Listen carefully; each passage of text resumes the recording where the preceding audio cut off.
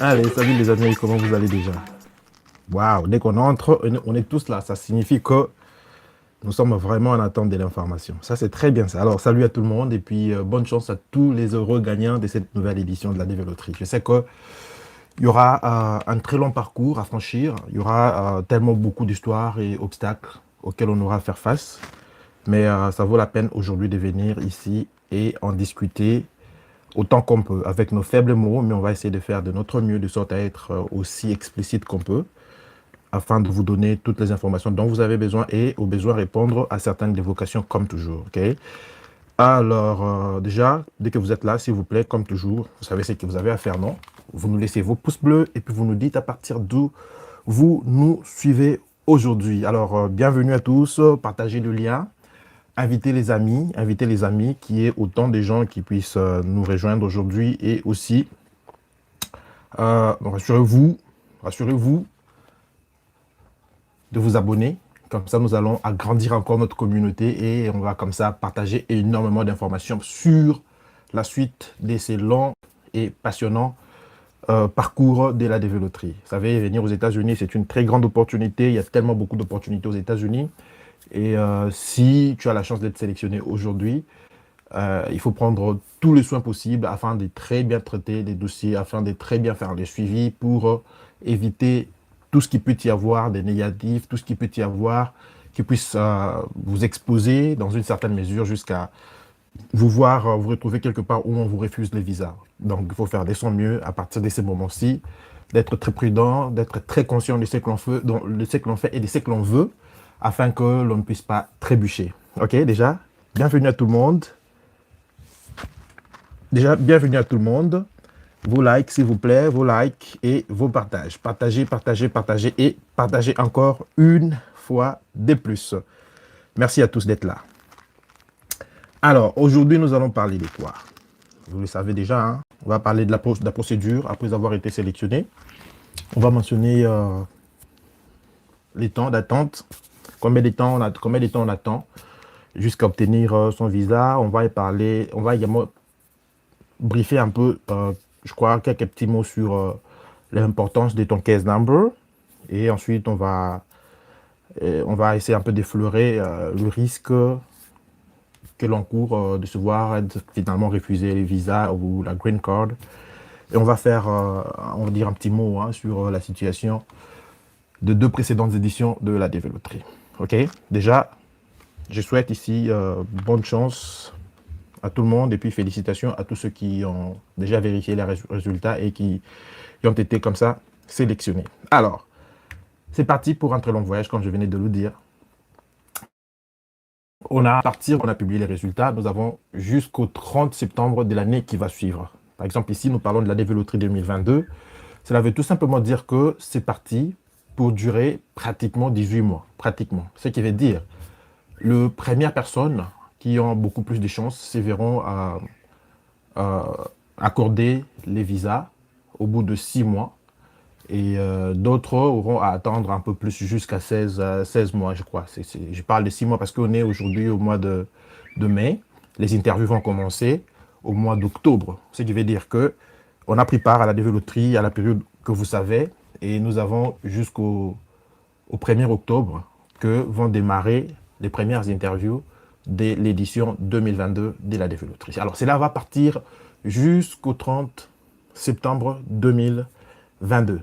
Donc, c'est pas que parce que tu as été sélectionné que tout d'un coup, demain ou après-demain, tu vas avoir ton visa et tu vas avoir également ta green card pour les États-Unis. C'est pas comme ça que ça marche. C'est vraiment un processus parce que on doit accorder un peu plus de temps à cette entité qui traite les cas des visas relatifs à la dévéloterie. Il y a tellement du monde, il y a pratiquement 55 000 visas qui sont mis à la disposition du public chaque année. Et on n'accorde pas 55 000 visas du coup comme ça. C'est un processus. Donc, vous avez été sélectionné, vous devriez formuler une demande de visa, vous devez soumettre un certain nombre de documents qui doivent être passés en revue. Et sur base de la décision final au niveau de Kentucky. On va envoyer bien sûr les dossiers au niveau de vos ambassades et consulats locaux et c'est à leur niveau qu'ils vont finalement vous donner les veredicts, vous dire si oui ou non vous qualifiez pour obtenir votre visa. Alors, comment ça marche? Quand vous avez été sélectionné, vous êtes censé à votre niveau, déjà à votre niveau vous-même, confirmer votre éligibilité. Quand je parle de la confirmation de votre éligibilité, je veux tout simplement dire, excusez-moi, excusez-moi, je crois que c'est bon comme ça. Allez les amis, partagez, likez s'il vous plaît la vidéo.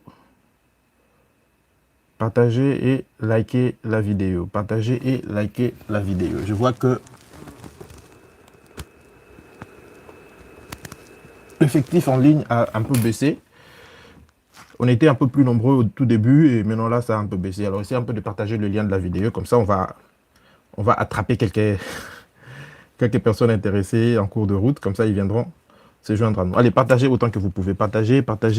Appelez les autres qu'ils viennent ici. S'ils ont des difficultés à vérifier, à checker leurs résultats, qu'ils viennent. On est là pendant que nous y sommes. On va essayer de répondre aux problèmes aux questions qu'ils auraient et les problèmes dont ils seraient en train de faire face. Alors, venez, nous vous attendons. Alors, je disais tantôt, dès que vous avez été sélectionné, la première étape à franchir, c'est d'abord de confirmer son éligibilité. Ça se passe à votre niveau, à vous-même. Ce n'est pas que vous avez besoin de quelqu'un de qualifié pour vous aider à vous dire que, bon, écoutez, effectivement, vous qualifiez pour poursuivre la procédure ou quoi que ce soit. C'est à votre niveau. Vous-même, vous allez évaluer, vous allez regarder, vous allez peser les pour et les contre. Il y a tellement beaucoup de documentation sur la question de la dévéloterie. Vous pouvez aller en ligne pour avoir cette documentation. Mais en dehors de ça, vous devez déjà vous-même, puisque c'est déjà connu, je crois qu'il y a eu plus d'une vidéo qui ont été produites, qui donnaient tout simplement les instructions et les informations sur qu'est-ce qui peut vous qualifier ou vous disqualifier pour, en fin de compte, continuer votre processus jusqu'à obtenir la green card et venir vivre comme un résident permanent aux États-Unis. Donc, ce qui va se passer, c'est qu'en confirmant son éligibilité, on va vérifier. Est-ce que j'ai au moins un bac, au moins un diplôme d'État qui puisse me qualifier? En dehors de ça, si c'est oui, on va passer à l'autre étape, celle du passeport. Est-ce que quand je me suis enregistré à la dévéloterie, je m'étais muni d'un passeport en cours de validité à 100 ans? Si c'est oui, ça c'est bon. Alors, en dehors de ça, il y a à regarder sur, je vais dire, sa nationalité. Hein, sa nationalité. J'ai fait une vidéo, je crois, hier ou avant-hier. Il y a tellement beaucoup de documentation. Mais seulement ici, c'est un peu spécialement pour ceux qui viennent de gagner, qui n'en savent peut-être pas grand-chose sur par où démarrer, quoi toucher et qu'on sort. C'est comme ça que j'essaie un peu de donner un peu une sorte de récapitulatif pour tout simplement leur donner un peu une idée beaucoup plus claire. Vous voyez?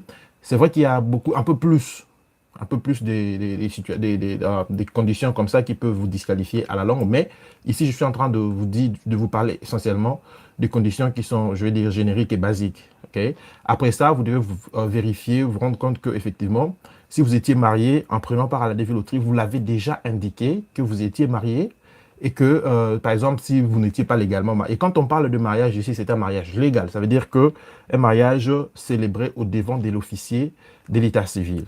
Okay? Alors, d'ailleurs, c'est beaucoup plus facile, c'est beaucoup plus simple pour quelqu'un qui a joué comme célibataire et ça devient un peu plus compliqué pour quelqu'un qui a joué comme même célibataire mais avec enfant ou quelqu'un de marié avec enfant encore.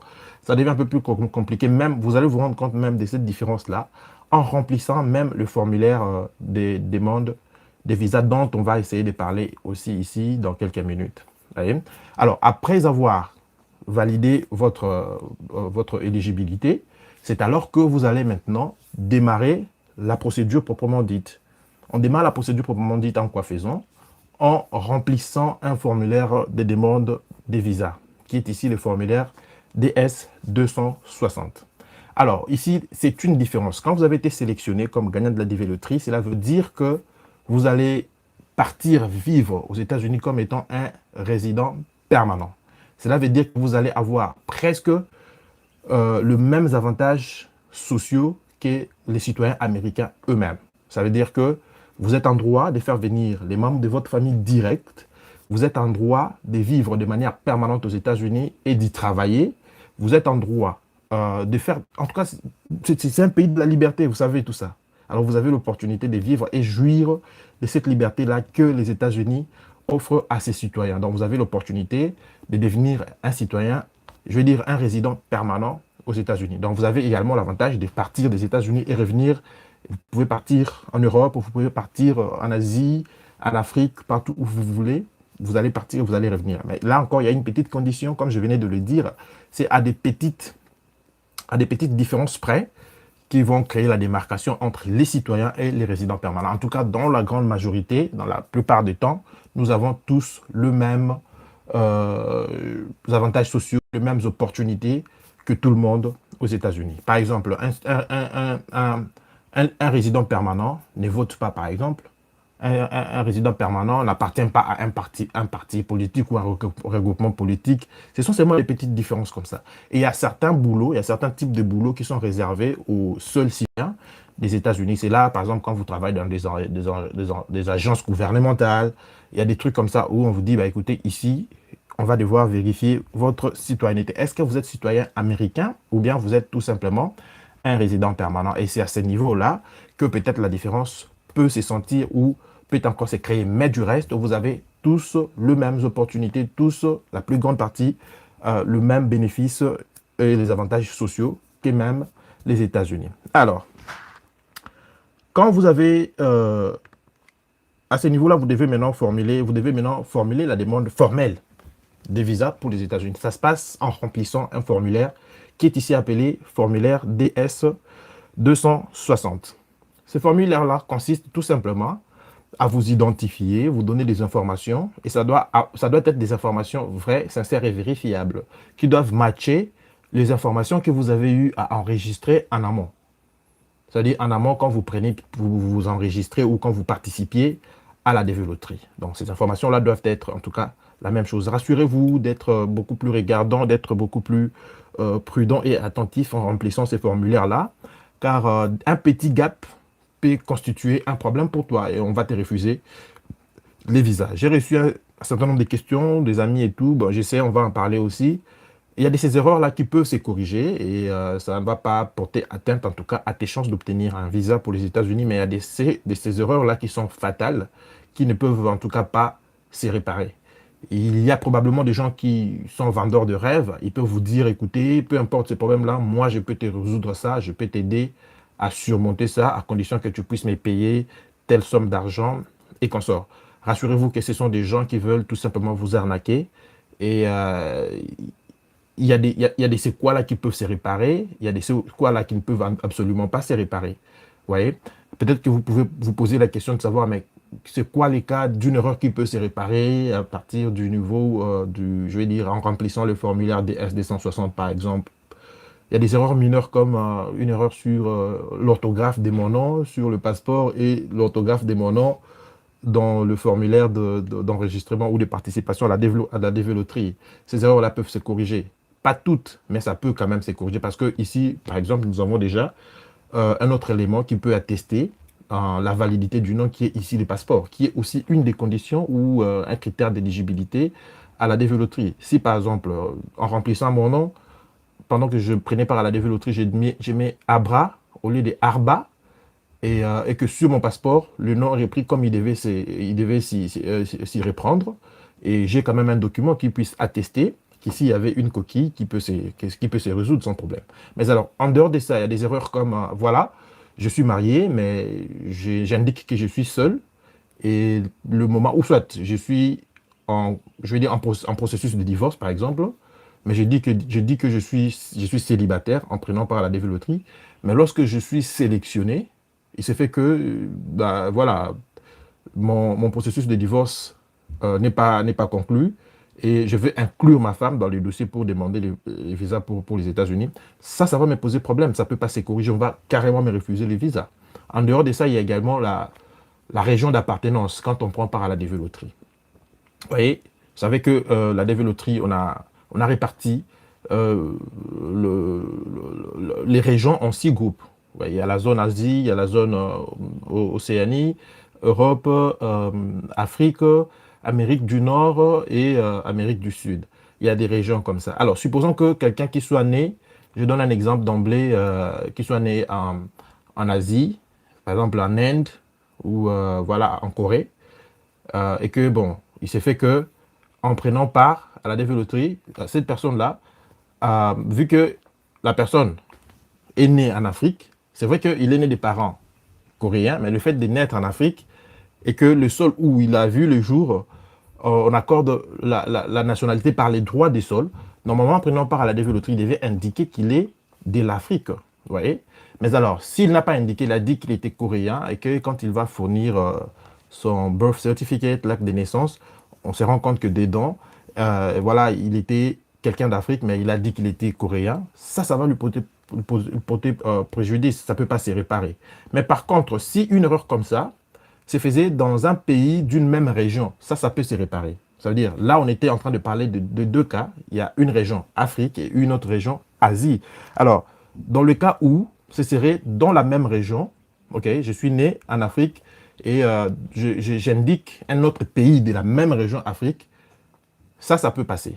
Ça peut passer, c'est mineur comme erreur parce que c'est la même région. Souvenez-vous, on accorde un quota des visas à accorder chaque saison, chaque édition par rapport à la région de participation. Vous voyez, je peux être porteur d'un passeport français ou belge, mais du fait que je sois né en Afrique, je vais participer à la développerie comme étant africain. Alors, si je dis que je suis européen, je participe à la développerie comme européen, ça va me rattraper quand je vais fournir les évidences de ma nationalité. Vous voyez? Alors, en dehors de ça, on avait déjà expliqué. C'est aussi une des raisons qui peut faire que quelqu'un puisse voilà, trébucher et, au passage, rater l'opportunité d'obtenir sa green card, je veux dire le visa dans un premier temps et la green card pour vivre pleinement ses droits aux États-Unis. Donc, c'est un peu ça. Là, c'était en rapport avec le formulaire DS-260. Je disais tantôt, il y a une petite complication quand vous avez des enfants, parce que c'est spécifique, ok? C'est par rapport à votre situation ou statut marital.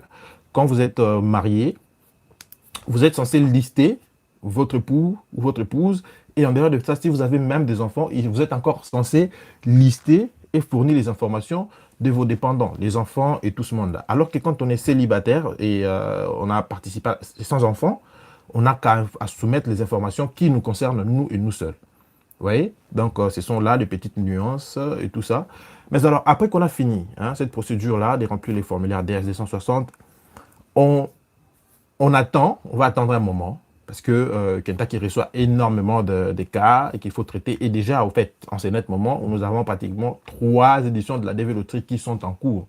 Ça devient encore beaucoup plus compliqué parce que il y a un problème d'effectif. Déjà, l'effectif qui était là, à lui tout seul, n'était pas en mesure de pouvoir organiser les choses afin d'accorder autant qu'on pouvait les visas aux gagnants de la DV Loterie 2021 et une frange de ceux qui étaient de justesse sauvés en 2020. Mais à ces mêmes effectifs-là, on va encore rajouter une nouvelle tâche supplémentaire qui est celle relative à la DV Loterie 2023. Donc, ça devient encore beaucoup plus compliqué. Alors, ce qui veut dire tout simplement qu'à ce niveau-ci, on peut observer des temps de traitement assez longs et je crois que ça sera un peu différent. Je vais aborder cette question-là vers la fin. Ça sera un peu différent cette année pour l'édition 2022 de la DV Loterie parce que déjà avec le vaccin qui est mis en place, nous avons pratiquement 1 an et demi jusqu'à clôturer l'édition 2022 de la DV Loterie. Ça veut dire que beaucoup de choses peuvent encore se passer. Et puis voilà. Alors, quand vous êtes sélectionné, on va vous accorder un case number. Un case number, il faut comprendre les case numbers, c'est quoi? Les case numbers, c'est justement un numéro d'ordre que l'on vous accorde quand vous avez été sélectionné comme gagnant de la DV Loterie. Voyez? Alors, ces case numbers-là comprennent d'abord l'année ou bien l'édition de la DV Loterie. Par exemple, pour ces cas-ci, c'est serré. Quand vous allez être sélectionné, vous allez voir quelque chose du genre 2022, votre zone ou votre région de participation et ensuite le numéro d'ordre que vous occupez. Vous voyez? Alors, les numéros d'ordre, on parle généralement d'un numéro low, on parle d'un numéro high, ça varie, vous devriez comprendre c'est quoi les numéros low, c'est quoi les numéros high. C'est tout simplement par rapport à l'ordre de priorité que vous occupez sur la liste ou la file d'attente. Et peu importe le fait que mon case number soit par exemple 40 000, cela ne veut pas dire que je suis le 40e mille individu qui va être appelé pour la suite de la procédure. Souvenez-vous que ça dépend de la région. Autant il y a des premières priorités en Afrique, au même moment il y a des premières priorités en Europe, au même moment il y a des premières priorités en Asie et en Amérique du Sud, Amérique du Nord et consorts. Ça veut dire que je peux beau avoir un numéro de case number A, par exemple AF 2022, AF zone Afrique 01 ou 02, qui est vraiment les plus lots. Cela ne veut pas dire que quelqu'un qui a par exemple 15 000 A et 2022 et eu 15 000 et a un numéro, un case number high. Ça peut être un case number low à son niveau par rapport à sa région. Parce que ici, les EU, c'est la zone Europe. Vous voyez, quelqu'un qui a le EU 15 000 quelque chose, ça peut être je vais dire un numéro prioritaire pour l'Europe. Pendant que pour l'Afrique, par exemple, moi qui ai été sélectionné les premiers, ou voilà, tout ça, nous avons occupé des 1, par exemple, à 10 000. Vous voyez ça? Alors, ça ne veut pas dire que quelqu'un qui a 11 000 en Europe, c'est qu'il va attendre jusqu'à ce qu'on puisse traiter tous mes cas ici, tous les cas d'Afrique, et puis ensuite, ce serait lui. Vous voyez? Donc, c'est comme ça que ça marche. Alors, vous êtes tenu à garder secret cette information-là. Je vois beaucoup de gens déjà, j'ai vu beaucoup sur les réseaux sociaux, ont demandé aux gens de leur fournir leur case number et ils vont aller checker les résultats pour eux et tout ça. C'est bien beau, mais bon, je pense que vous pouvez les faire tout seul. Parce qu'il y a des gens, ils peuvent prendre vos informations et ensuite, ils vont commencer à vous faire chanter pour vous faire sortir de l'argent inutilement, pendant que le faire ne garantirait absolument rien sur le fait d'obtenir ou non les visas afin d'arriver sur les territoires américains. Je pense aujourd'hui, vous avez suffisamment d'informations en ligne qui peuvent vous guider et vous aider dans votre prise de décision et dans votre manière de faire. En tout cas, une bonne fois de plus, je dis salut à tout le monde qui est là. Je vois, il y a beaucoup de gens. En tout cas, salut à tout le monde. Salut à tout le monde. Bonne chance à vous. Est-ce qu'il y a des gens qui ont déjà vérifié les résultats? S'il y en a. Et est-ce qu'il y en a qui ont été sélectionnés? S'il y en a, en tout cas, manifestez-vous, partagez votre joie avec nous et on va comme ça célébrer ensemble avec vous tous. OK? Voilà, je suis en train de parler des case number. Voilà, vous êtes censé tenir ça vraiment secret, garder ça pour vous-même et puis voilà. Hein, ne divulguez pas ça parce que quelqu'un peut se servir de ça. Il suffit seulement qu'il connaisse votre nom et puis il peut faire des bêtises. Quand il fait des bêtises sur ça, ça va créer un gap, une différence dans les informations fournies. Hein, pendant qu'on prenait part à la développerie et pendant qu'on est en train de remplir le formulaire DS 260. Vous voyez, ça risque de vous porter préjudice à la fin. Du moment où il a introduit deux informations différentes d'office, c'est une tentative de mensonge et ça risque peut-être de vous coûter un peu plus cher, ce qui ne sera pas du tout intéressant. Donc, gardez vos informations, gardez votre case number secret pour vous-même. Et lorsque même vous devez communiquer cette information-là aux gens, rassurez-vous d'indiquer tout simplement l'année et d'indiquer la région et d'indiquer les deux premiers chiffres et faites suivre le reste des X. Tout le monde le sait déjà, tout simplement pour éviter à ce que l'on puisse divulguer cette information qui est vraiment cruciale pour la suite de la procédure. C'est très important de les mentionner. Alors, après que tout ça soit fait, normalement, quelqu'un qui prend un peu plus de temps, de passer en revue au bout de 2 mois et tout, peut-être, voilà, on peut vous contacter pour vous demander d'envoyer les documents. Parce que ici, les documents, vous n'allez pas les envoyer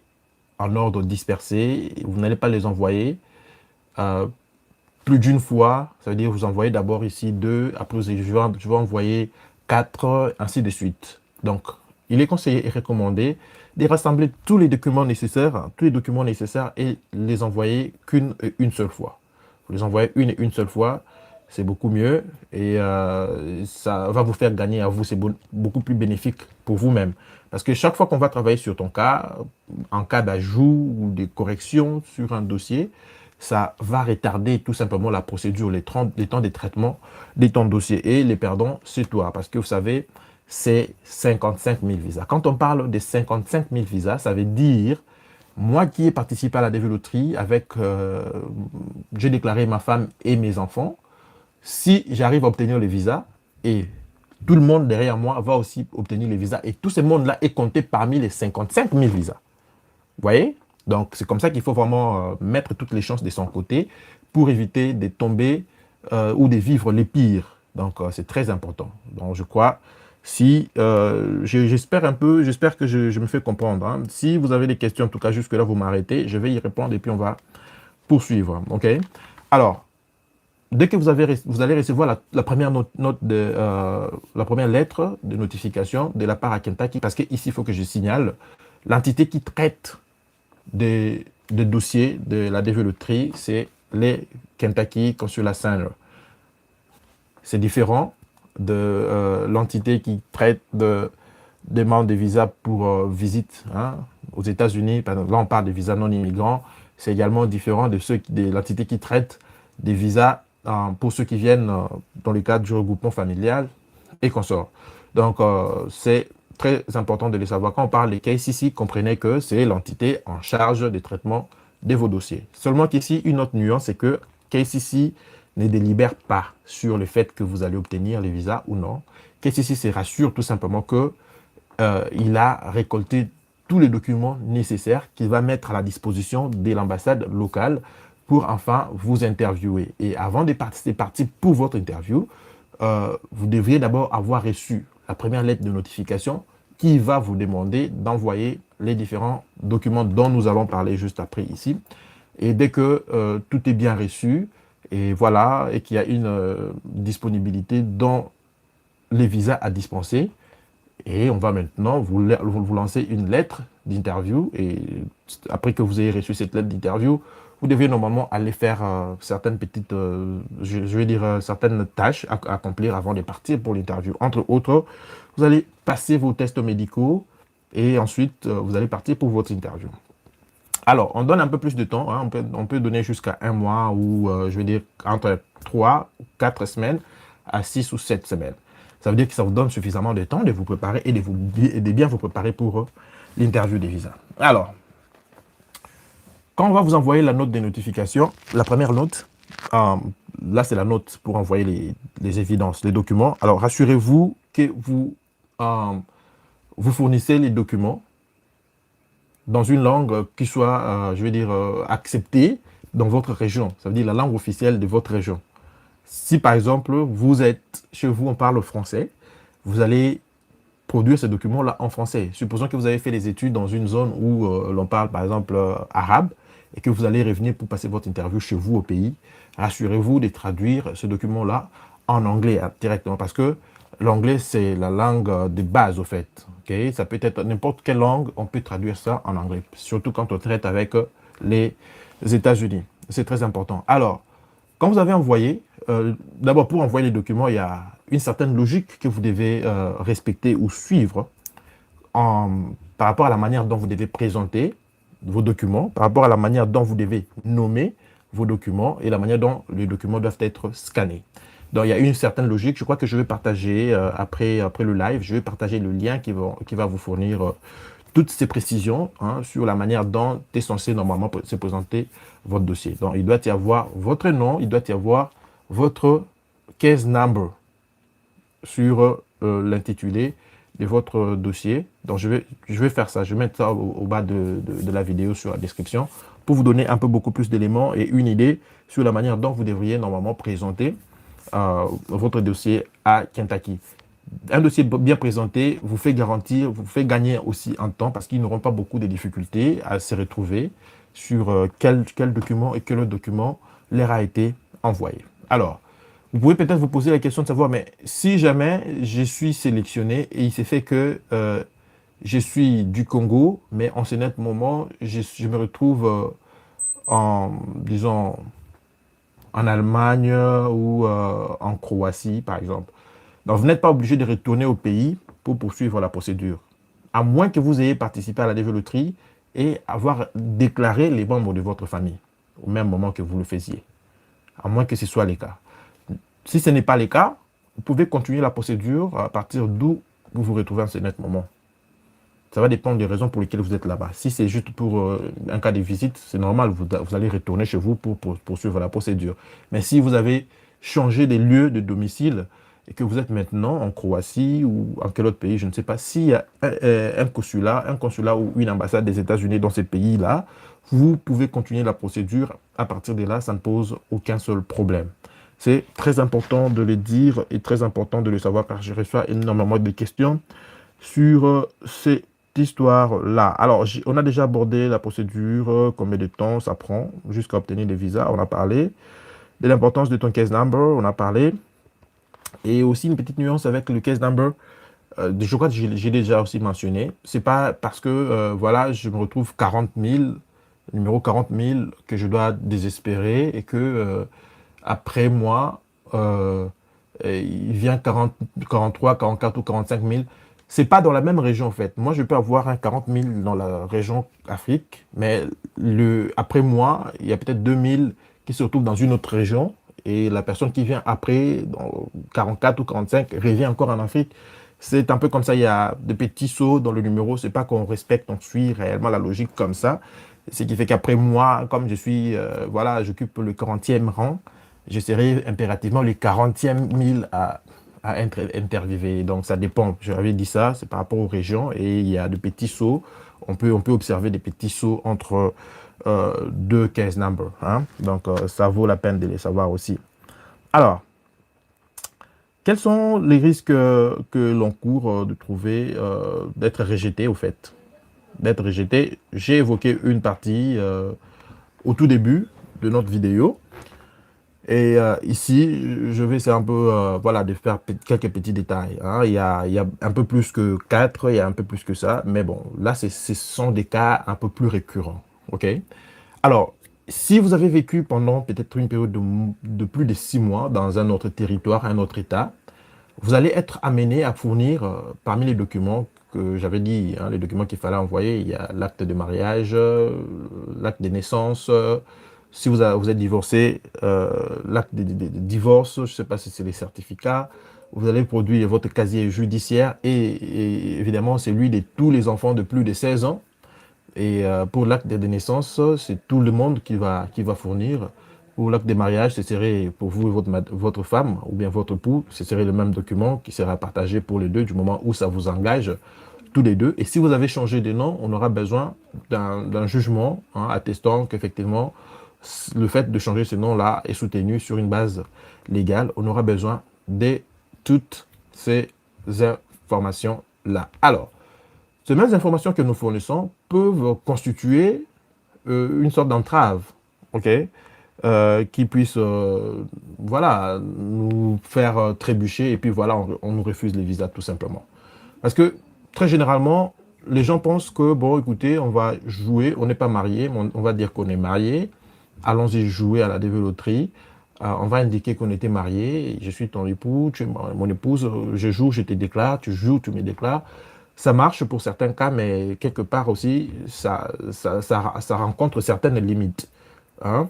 Vous pouvez le faire, mais lorsque vous allez partir pour l'interview, il s'est fait que les documents de mariage que vous présentez, la date reprise sur ces documents-là, par rapport à la date d'inscription, il s'est fait que la date soit postérieure, plutôt qu'elle soit antérieure. Si c'est une date postérieure, et par rapport déjà, il y a beaucoup de gens même qui le font après publication des résultats, ce qui n'est pas très bien. Et ça, ils attendent, en fait, voilà, après que voilà, les résultats ont été publiés, je vais te déclarer pendant que je ne l'avais pas déjà fait au départ. Pour certains, ça marche, pour certains, ça ne marche pas. Souvenez-vous, ils ont des petites questions qu'ils posent, ils travaillent dans ce domaine depuis des temps et ils savent déceler quand est-ce qu'il y a un petit mensonge, quand est-ce que les deux conjoints ne parlent pas le même langage. Du moment où vous êtes conjoints, il y a ces trucs-là, une sorte d'automatisme qui va s'installer. On sait directement lire que tu n'auras pas beaucoup difficile à parler de l'autre et vice-versa. L'autre non plus n'aura pas difficile à parler de toi devant l'officier consulaire. Donc voilà, si vous étiez déjà marié au départ, rassurez-vous de continuer avec la procédure comme ça.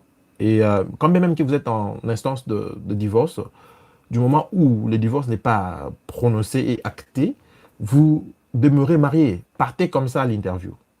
Ne dites pas, bon, écoutez, bon, comme on est en instance de divorce, ma femme, bon, je vais continuer tout seul. On va vous refuser naturellement, on va vous refuser les visas. Donc, faites très attention sur ce coup-là.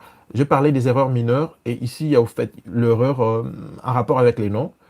Je disais, ça peut passer et il y a des cas où ça ne peut pas passer par rapport au fait que, aux yeux de celui qui va vous interviewer, il se peut qu'il puisse voir en ces changements de nom une tentative de participation multiple. Ça va maintenant dépendre de vous, comment est-ce que vous allez vous défendre. C'est comme ça que j'avais fait mention du passeport. Parce qu'il y a un numéro de passeport, déjà au moment de l'enregistrement. Le fait que mon nom ait été mal saisi, on peut vérifier le nom sur le passeport et le numéro de passeport qui était renseigné. Mais il y a d'autres personnes qui changent de nom avec l'intention tout simplement de participer, de faire des participations multiples. Car vous vous souviendrez qu'on n'accepte qu'une seule participation par individu. Tu ne peux pas t'enregistrer à 2 reprises. Dès que tu as fait ça, automatiquement, tu es disqualifié. Alors, parlons maintenant deux enfants. Quand vous déclarez un enfant, ça doit être votre enfant. Ça veut dire soit vous êtes son géniteur, soit c'est votre partenaire qui est son géniteur. Parce que les enfants de ma femme sont mes enfants par alliance. Quand je prends part à la DV Loterie, je dois également le déclarer. Si je ne l'ai pas fait, quand je parle des enfants ici, je suis en train de parler des enfants dont l'âge est de 21 ans ou moins. À partir de 22 ans, on n'est plus considéré comme mineur dans la procédure d'immigration pour les États-Unis. Alors, tout enfant de moins de 21 ans, même ceux qui ne vivent plus avec vous, du moment où ils ont moins de 21 ans, il faut les lister au moment de la participation. Si vous ne l'avez pas fait et qu'au moment d'aller chercher le visa, vous les indiquez, là, ça va vous poser problème et ça risque de vous coûter votre visa. Donc, c'est très important. Je parlais du casier judiciaire. J'ai dit qu'à partir de l'âge de 16 ans et plus, tout le monde a droit à un casier judiciaire. Mais pour les enfants dont l'âge est inférieur à 16, on n'exige pas de casier judiciaire seulement, on exige l'acte de naissance. Et puis, voilà. Mais aussi, si vous avez vécu dans un autre territoire pour plus de 6 mois, alors vous allez être obligé de vous présenter également avec un nouveau casier judiciaire de cet autre état-là et celui de votre état où vous avez passé l'éclair de votre vie. Donc on aura là, il n'est pas rare non plus de trouver des gens qui puissent fournir plus d'un casier judiciaire. Si maintenant l'enfant que vous avez indiqué n'était pas vôtre, alors là vous allez être amené à prouver que vous l'avez adopté. Donc ce sont là des trucs qui risquent tout simplement de vous compliquer la tâche et voilà, de vous compliquer en tout cas la tâche. Ce sont des trucs qu'il faut à tout prix éviter avant de pouvoir prendre ces décisions-là, avant de pouvoir opter pour cette manière-là de faire. En tout cas, il faut réfléchir par 2 fois et je crois ça vaut la peine. Il faut avoir beaucoup plus de temps de le faire et puis voilà. Alors, grand merci à tout le monde. Ok, on va devoir se séparer par ici. Si vous avez des questions, revenez-moi sur Instagram. J'ai partagé mon lien Instagram ici. Je vais vous répondre avec beaucoup d'envie. Merci beaucoup d'avoir été là. Et je vous souhaite à tous bonne chance, ceux qui n'ont pas encore checké leurs résultats. On prend rendez-vous demain. Alors, s'il vous plaît, ce que vous avez à faire en ce net moment, c'est tout simplement de partager autant que vous pouvez nos vidéos si vous estimez qu'elles peuvent être d'une certaine valeur ou d'une certaine aide à d'autres personnes.